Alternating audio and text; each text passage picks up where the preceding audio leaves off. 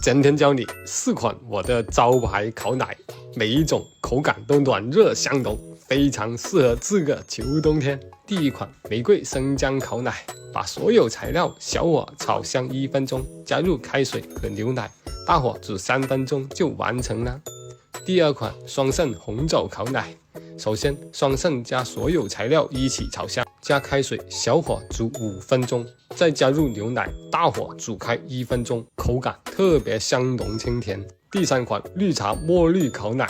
先把大米、茉莉茶和冰糖大火炒香，加入开水和抹茶粉，转小火混合牛奶，煮沸1分钟就可以了，口感清香又绵稠。最后一款桂花燕麦烤奶，先把桂花加冰糖大火炒香，再加入开水、燕麦和牛奶，小火煮5分钟，出现奶皮浮起来就可以了，是不是非常简单呢？我不是渣男，我哋下期再見。